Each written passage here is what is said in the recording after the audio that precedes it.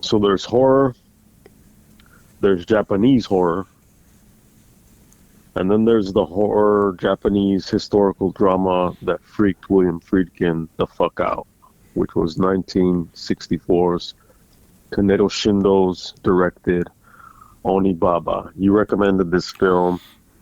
What do you have to say about it? I recommended the film unseen. I recommended the film because I'd been wanting to see it. Sometimes I take a chance. I listen to what filmmakers have said about films. Friedkin's somebody I respect.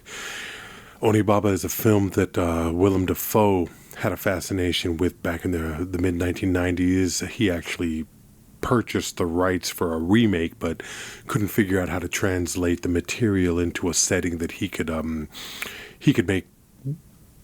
make work that was true to what was originally there. The show that we do on a weekly basis gives me the opportunity to explore films that I might not find the time to watch. That's a real risk because, you there's not a lot of time in the day.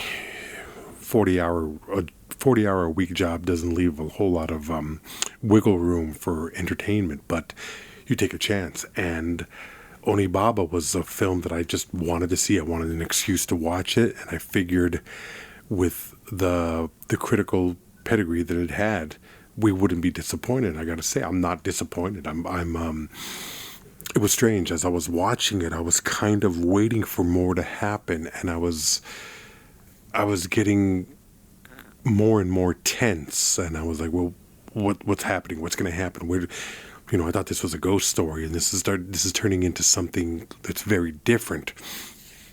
And what I saw was something that we talked about in another discussion about horror, where you have the supernatural horror, but you also have the horror of humanity and what people are capable of doing to one another.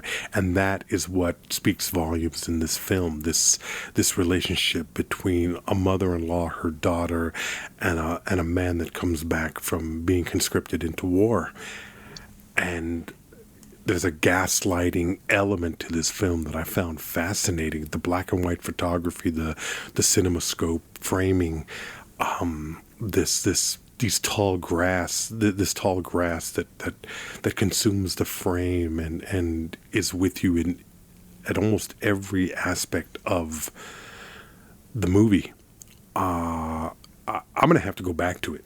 I tried to watch it again this morning, but I was having problems with the dog. But I love those scenes in the little hut, the way the women are lit by the fire. I love this tension that exists between them, and then when that ghost image from the posters finally makes its appearance at the end, I was really taken. It wasn't supernatural, which is what I was expecting, but it was uglier than that, and that kind of hit me I think that's a harder film. I think it's a harder film to watch because it's something that you have to deal with the true ugliness of people. So my first question to you is, were you happy with this viewing? Did you relate to it? What did you take from watching it? Or was it something where it's like, now I'm looking at the watch and trying to figure out when this fucking nightmare is going to end? I typically don't have that kind of looking at the watch type of thing. I try to navigate, you know what I mean? Like, especially if it's not, as long as it's not something that just feels like super cliche to me. Yeah. This was interesting because I'm looking for horror, right? Mm-hmm. And then it became a thing where it's like, okay. Like, by the time you get to, you see the whole thing, it's like, well, now let me look back and let me look for, there's a difference between looking for horror or finding horror and then horror genre, right? It's basically set up like, if you look at it like kind of like a 3-act, the premise is that you have a woman and her daughter-in-law, an older woman and her daughter-in-law that they live in this field of tall grass, and they ambush soldiers and samurai who cross the field.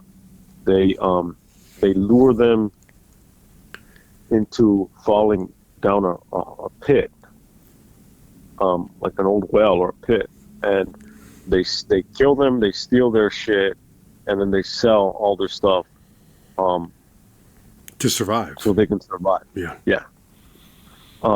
Because it's during a time of war, and there are these two women on their own in the fucking 14th century or whatever it is in Japan.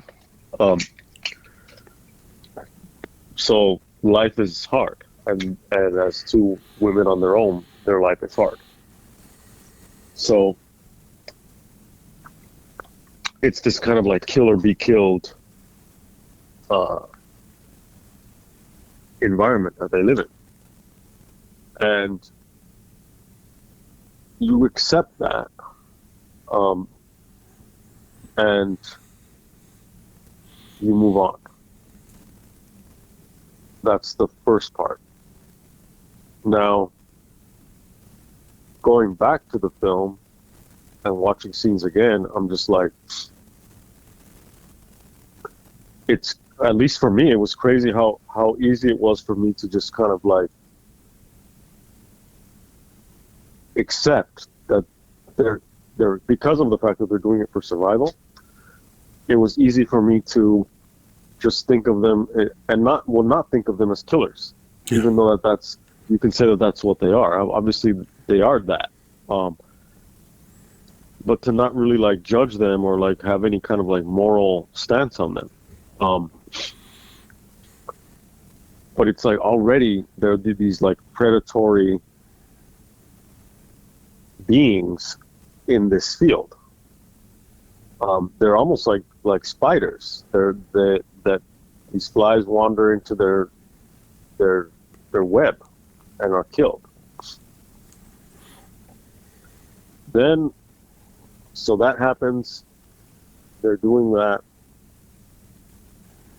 Then a man comes into the picture, and he is someone who escaped the war, and he knew the son, the older woman's son, who is the younger woman's husband.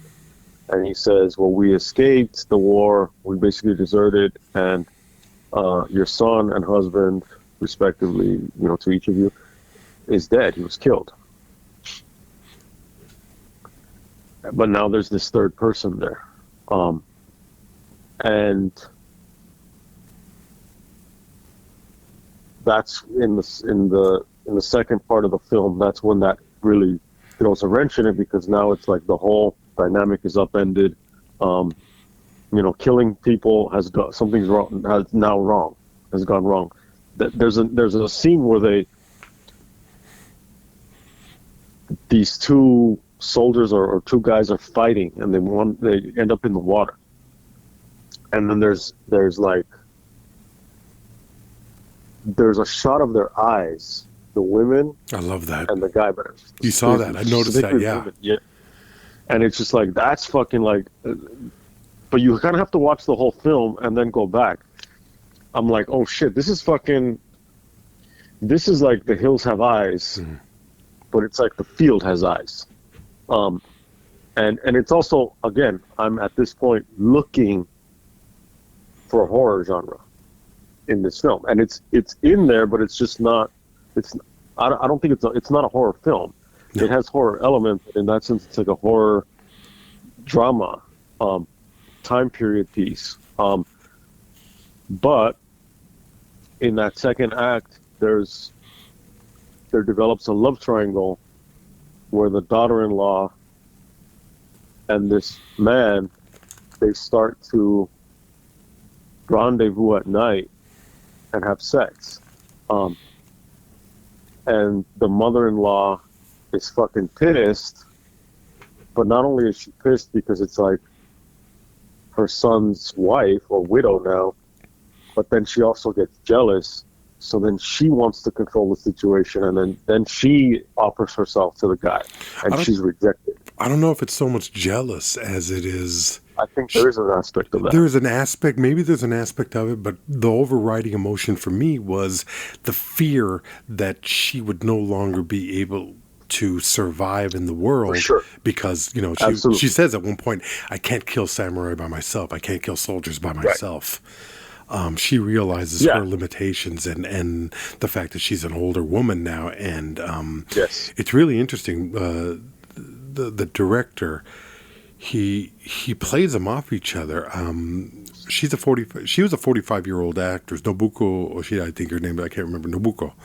And the younger woman is like in her 20s, and he makes a comment about this in one of the essays on the film, one of the video essays. He was 91 when they interviewed him for the Criterion Collection on this film, and he was talking about he amplified the idea of them living primitively, shooting in the summer so that they would be in lightweight shirts, and it would expose their breasts, and it wasn't a tittillating thing. He wanted to compare the two women. You have a young perky, full-breasted woman versus a woman who's starting to sag, and she's sagging, and it's a very strong image and it tells a story. I mean, you do look at one and you look at the other and you think, yes, this young woman she still has a future ahead of her. She still has life to live, and she's being pulled down by this older woman, and they're both hanging on to the idea that the sun will return. But as war is so true and unfair in this life, you get this realization when Hachi returns that the sun is gone. Now, the old woman is skeptical. Is her son dead? Did Hachi kill her? Yeah. So there's a lot of anger. But anger and mistrust have to take a back seat to survival. And so you see that element to it. So, yeah, jealousy is an aspect to it, but I think it was more this woman is willing to do whatever needs she can in order to survive. Yeah, absolutely. I mean, that's it, and I'm glad you're making that distinction. I'm glad, like, you're kind of saying, like, well, that's maybe not the primary, like, and I don't think it's the primary factor, but I'm not discounting. No, I'm not discounting it that either. Element of it too, because to me, it's like it goes into. Like, that's part of it, too, is that, like, I fucking, like, I'm on my way out, so to speak. Like, my value is, like, is way lower than hers. This little bitch is so willing to fucking, like, throw away everything for this new thing. I can't fucking do that. I'm not young like her. Yeah. So not only jealous, like, oh, I want the guy, but also jealous of the position, like envious of the position of, like, and on some level she probably, the character would have to know that if the roles were reversed, she would do the same thing as this young woman, and that probably pisses her the fuck off too. If she has that much, you know what I mean, like self-awareness. And so it's just this she offers herself to the guy who's rejected. Yeah. And then you have like in the first section of the film, it's like there is no question about, oh, we're gonna murder these dudes to sell their stuff so we can live, right? Yeah. The morality is not in murdering these people. The morality now is like, do you sleep with this guy? Like,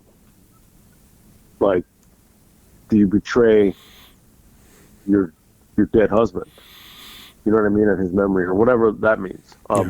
But now there's this new element. So then you have the young woman, like, running out at night, like, through the fields to greet this dude. And each of them kind of in those moments when the guy catches the fish, he's like, what a big fish you caught. You know what I mean? Like, there's that. The woman, fucking, I'm not old on the inside. Which that I was like, oh, okay. Yeah, this bitch has got game. She's trying at least. she's fucking putting it out there. Yeah.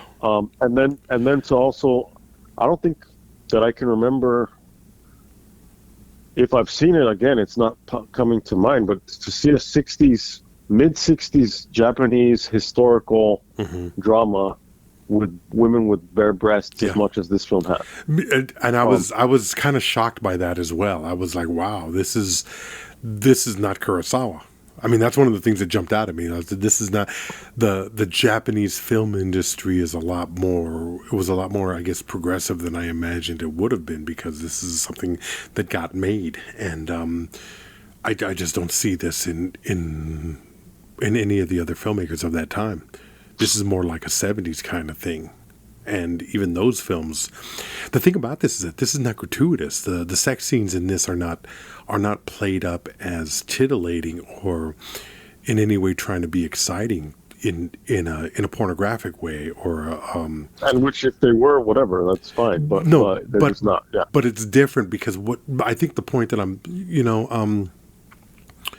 there was one thing about the young woman where there is that sense of betraying her husband and doing what she needs to do in order to survive too. But I also got the impression that as a young woman, there was a loneliness there and there was a need for that kind of connection with another. And I think that even in the short term, there was a matter of falling in love with this man and what he represented. There's something about his surviving and the virility that he displays, especially when she spent all this time with this old woman. And it's just a matter of time before they're whoring themselves or they're murdered and raped in these fields. So there's something about the attractiveness of being with somebody who can protect you, and that comes out in this film. I think this film is nuanced. There's a lot of different levels in it, and it's the kind of thing that I need to sit down and I need to watch it again. I tried to watch it again this morning, but circumstances here wouldn't allow it. And Cujo was acting up. Well, he was in a fucking mood. But I was fascinated with how this character study was taking place. I was like, wow, it was an uncomfortable watch, and it was an uncomfortable watch for the truth of the humanity in it. I think these characters behave very realistically and very selfishly in some regards. All three, of course, at varying degrees of selfishness. Though they're the old woman is her selfishness justified? I mean, you can see how each of these people is behaving the way that they're behaving and how they would behave in those circumstances. Even the guy, at first, he's like, let's go have fun in my hut. Yeah. But then later on, he's like, just fucking move in with me. Like, just come on, like. And he tells, maybe it was pillow talk, but I'd go to hell with you. I mean, there's guys are going to say shit, but at a certain point, you have to at least give. You have to reasonably look at the possibility that there is an actual love that is building here. I mean, because he could have, at that point, it opens it up to so much shit, because it's like, they could have killed the old woman. Yeah. When those other guys are in the water fighting, he kills the one that makes it to the shore. Then he's like, go get the other one. So now they're all working together, even in the short term. And then to watch them go and they drown that guy. Oh, that was fucked up. They're like, he's still alive. But the two women are drowning him. And it's just kind of like, again, the listener might be like, and the viewer might be like, well, this isn't fucking horror. Like, I signed up for horror. And that's the thing about some of these films. Like, when House. Yeah. You were like, this is not the horror I've ever seen. Yeah. And I'm like, that's okay. Yeah. It wasn't ultimately satisfying for you. That's okay. Yeah. It has, and that one the same thing. It's kind of like, well, what am I watching? I mean, Wizard of Oz is like, well, what? Like, what's up with this fucking like sepia tone shit? Yeah. And then it opens up to everything else. Or it could be the new, Wicked, where someone's like, Dorothy's not black. You know what I mean? Like, and Well, the witch is black, but she's green too, so I don't know. That's a weird one. yeah, or and then there's like, well, she's evil, so of course she's black. Yeah. Like, she's a monster. She's she's everything that we're afraid of. Of course she's not white. Of course she's not whatever, or the opposite, whatever it is. So. These expectations happen, and then there's another stranger who's wearing a mask, and so there's interactions with the old woman. Ultimately, that's where the horror elements start to appear in the last part of the film. Yeah. And that's where you get a woman, like the young woman running naked through the field. They're frolicking. You hear her laughter, but it has this echo. Yeah. The audio of her laughter has this echo effect, and there's all these beautiful shots of like the tops of the blades of grass, and it's like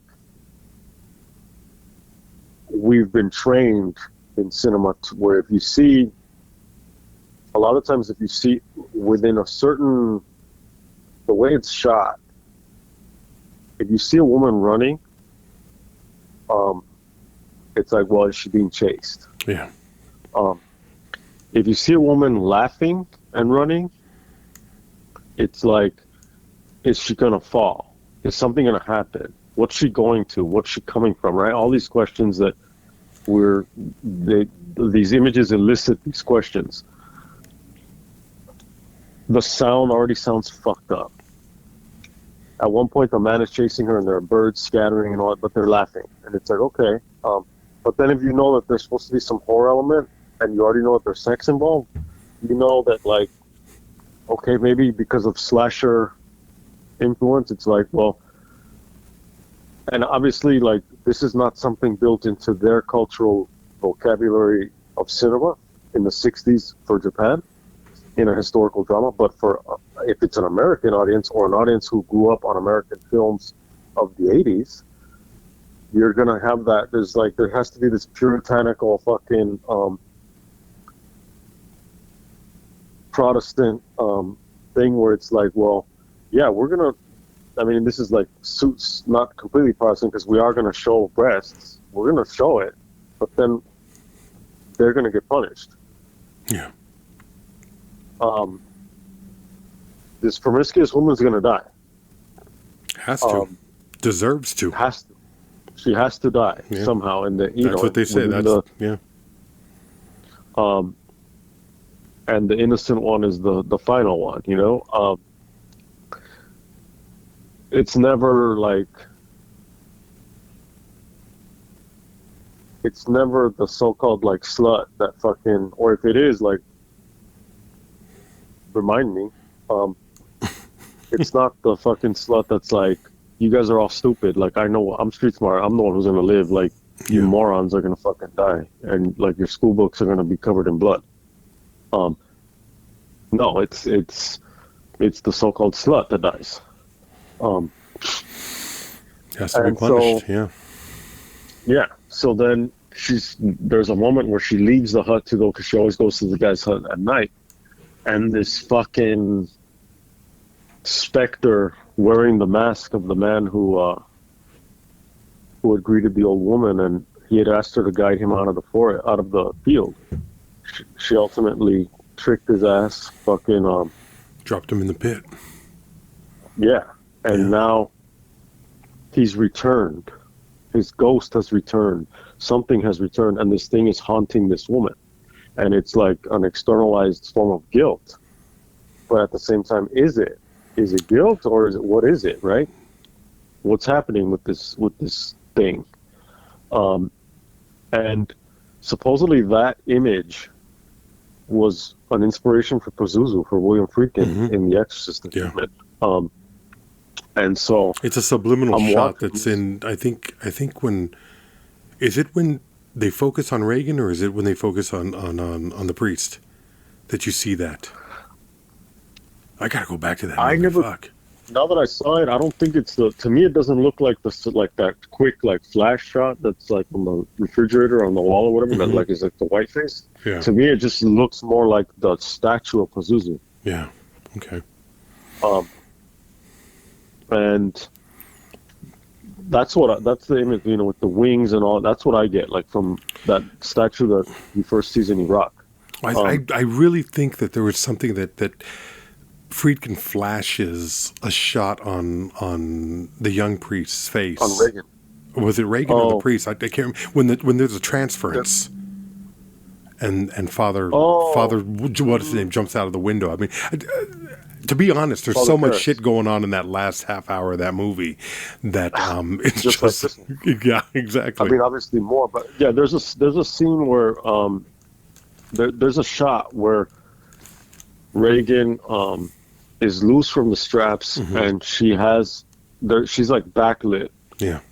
And I think there's a flash like that on her where it's the statue of Pazuzu. Yeah. I don't know if the moment where Karras he gets her on the floor after he discovers that she's killed Marin, and she's in the corner, like, huddled up, like, giggling. He grabs her ass, fucking, and he starts just punching down on her, and then he's like, "Take me, come into me." Then like, the demon transfers into him, and that's when he wants to kill her as the demon, but he forces himself to jump out of the window. Like, I don't know if in that moment, if there's a flash, I don't remember, but that's when his eyes start to change and his skin tone, like, turns. Yeah. But as I fucking savor the fucking moment to moment of that fucking film, this film, I'm watching and I'm like, I don't know if it added to it, to me, the idea that William Friedkin, that this influenced The Exorcist, and that this, like, fucked him up, and with what was available to him in the mid '60s. Yeah. And and shortly thereafter when he would have seen this, to me, that adds to it. Had I not known that, I don't know that it would have had the same. It wouldn't have had the same impact. It would have had an impact on its own, but, like, not in terms of just pure horror. I'm watching it, I'm like, oh shit, this is like, all right, now we're in some ghost shit. Now this is, and we've done ghost Japanese stuff, where it's like haunting, but it's not scary. Yeah. Like, this wasn't necessarily, like, scary. It was just more haunting. It was haunting, but it was also... Yeah, go ahead, I'm sorry. No, go ahead. No, I want you to finish, and I'll come back later, so... It was haunting. It wasn't jump scare. It wasn't any of that. It wasn't like... No. Even necessarily, like, what the fuck is going to become of her. It was just like, what... I got a sense that there was going to be this aspect of... there was going to be this aspect of punishment, and not necessarily for the sex, but for the betrayal, which was the mother's intention, the mother-in-law's intention, and manifested through her own guilt of, like, fuck, like, I think I saw a demon and all of that, and I wanted to know how it was going to play out, and ultimately, fucking spoiler alert from a 50-year-old fucking, 60-year-old film,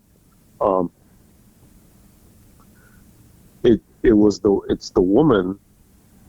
The old woman has been taking this. She took the mask from the man she killed, and his face was disfigured. She's been wearing it, But now after the rain, she can no longer remove the mask.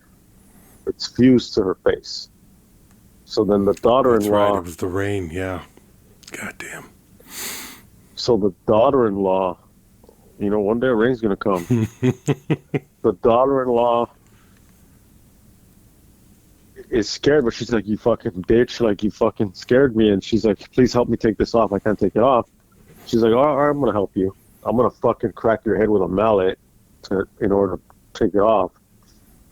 She splits the mask, and beneath the mask, her face is now, the mother-in-law's face is just as disfigured as the man's was, who had originally come with the mask. And so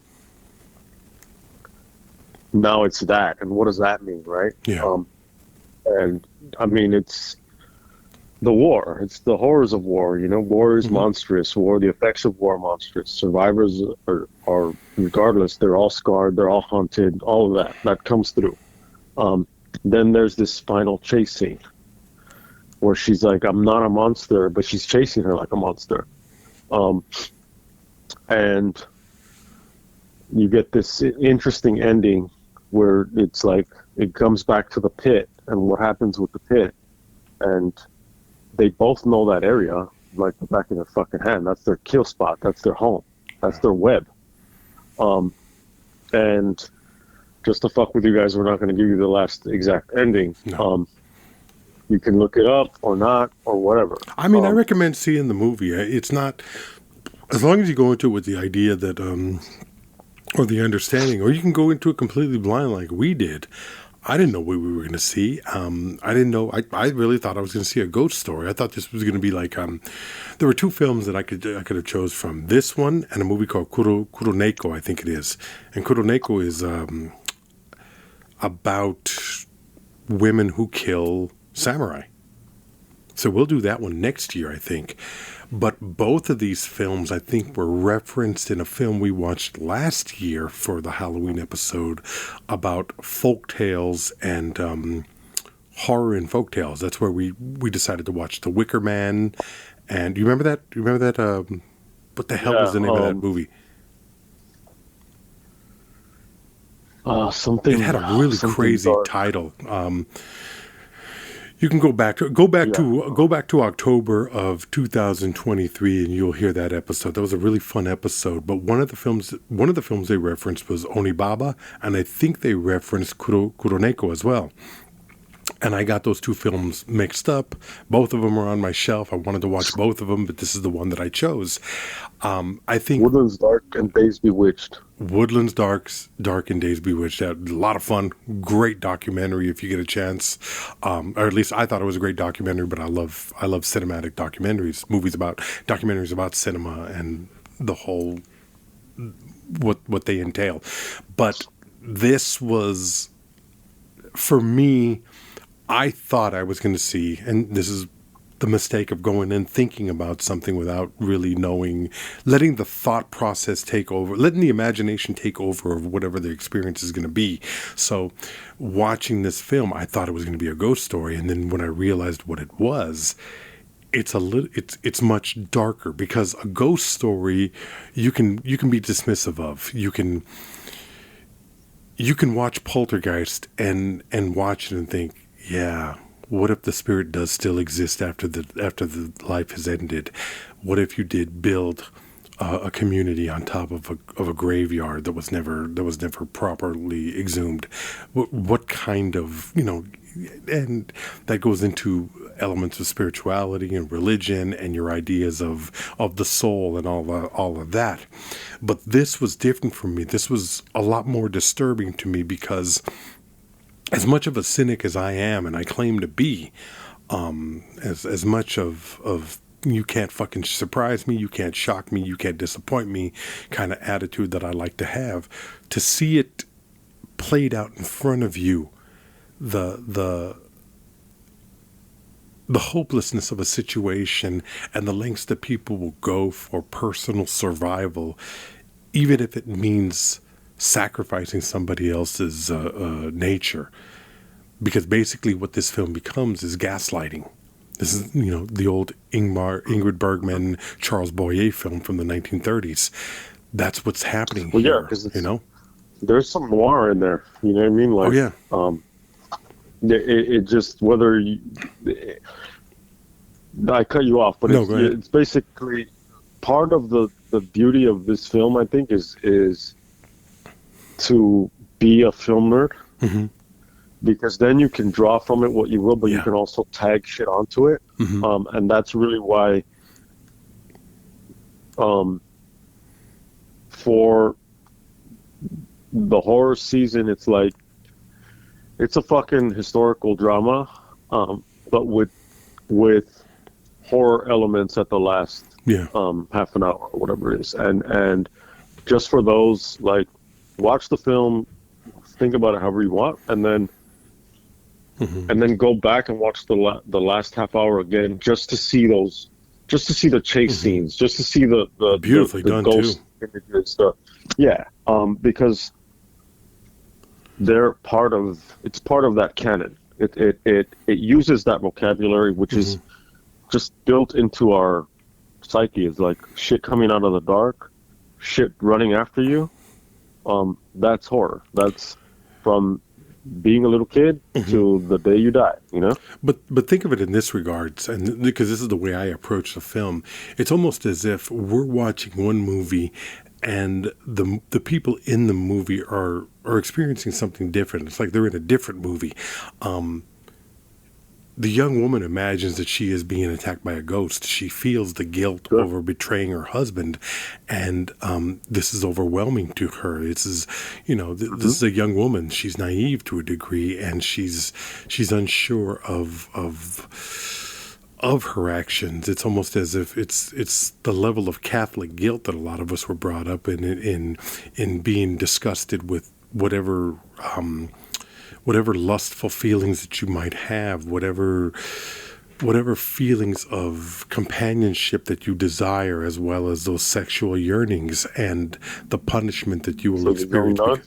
Well, yeah. Well, we're talking about the punishment. Is your Harvey Keitel? Maybe. And she's dead. But see, the thing about it is the true. Or she's not dead in that one, actually. No, she makes it through that. With this, though, the true horror is the degree to which the people will abuse each other in order to for self-preservation, in order to survive. And to tell you the truth, I'm not sure if this is where the empathy comes in. If you were that old woman, is there anything that you would have done differently? Right. Because she's going to be abandoned. This young woman is going to leave her, and then what is she left to? And they allude to it, eating cockroaches, eating the stray dogs. There's no more stray dogs because they've all been eaten. Cockroaches and mice. That fucking was crazy too. Yeah. This level, and that's one of those things that we talk about. Like, you don't kill animals like that, and you don't show that in a film, because then you lose the audience. The audience no longer empathizes with you because now you've done the unthinkable, right? Yeah. And it's a brutal murder scene, I thought, because you see her grab it, you see her.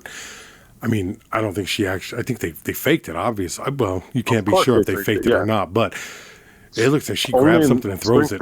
Yeah. Is it real? Yeah. They're eating the dogs. They're eating the pets. They're going to the parks and stealing the geese. I mean, it is what it is. But that level of the level, and I don't even think it's the level of depravity that you sink to. It's the length you'll go to survive a given situation. And I mean, the fields have eyes, man. Oh yeah. I felt for these women. I felt for this man. I felt for everybody involved. I to a degree, I even felt for the samurai that they're murdering. Of course. But then I couldn't help but think about Seven Samurai when Kikuchiyo is giving that speech, and they fucking murder samurai who have wandered in. They kill them. But what do those samurais do? They come in. They steal their women. They steal their crop. They do this. a farmer's life is garbage. It's hard. I mean, these films, they lay on top of each other because life does that, where it's like the stories of life manifest themselves into the images that you'll see on screen. And with something like this, I don't know if he's influenced by something like that, by that speech that Mifune gives, or if it's just that is a realistic aspect of life that you'd be a fool or naive or a child to not be aware of. And I think that's the disturbing thing about this film, is that I can't judge these women, I can't judge this man, I can't judge anybody in this film because I'm living in a house in Phoenix, and I have water, and I have food, and I have a dog that I've paid. That you're not eating. Yeah, that I'm not eating. That I treat like a fucking prince of this castle, and who knows when shit goes sideways what any of us are capable of. People like to say, oh, this is what I do, and I say, fuck you. You don't know what you would do until you're face to face with the drama of it, with the fears. Yeah. And that's this is a film. This film, the more I talk about this movie, the more it fucks me up. It really does, because I just it's easy to be dismissive of humanity and the species as a whole. But when you really look at it and you really examine what's out there, you see how close we are to the fucking animals that we hold ourselves so highly above. Beautifully put. I mean, beautifully put. I think this film is, I think Kurosawa fucked it up for a lot of people. Yeah. Because unless you're like super knowledgeable and like an aficionado of Japanese cinema, like the Japanese cinema snob is gonna go, well, you're stupid because you don't know about the shit. Like you're a novice, like you're a weekend Japanese movie guy, and I'm not even that. You know what I mean? Like, but there's so much more. Mm-hmm. And then the aspect of like, well, we decided to go on this journey during Halloween time.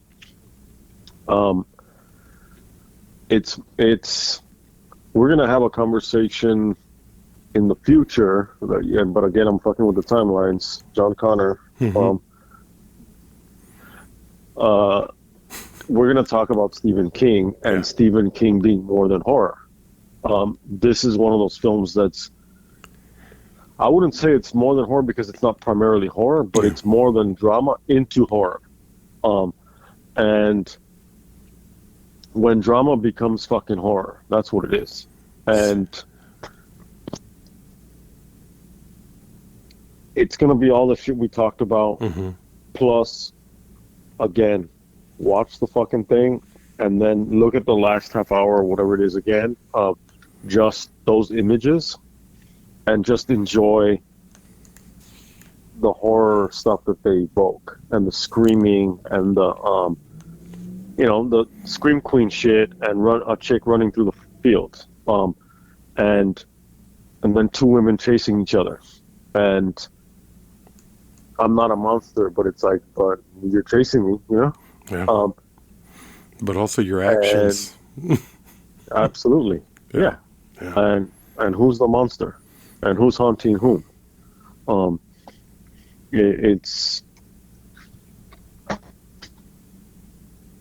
It was a surprise, and again, it's like, is it horror enough?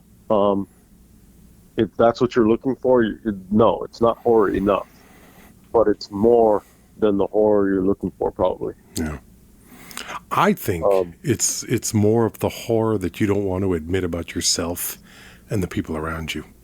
It's a more realistic horror in that sense, and that makes it, for me, more disturbing. Yeah, but yeah. So, check it out. buymeacoffee.com/WatchRickRamos. Until next time. Take care, all.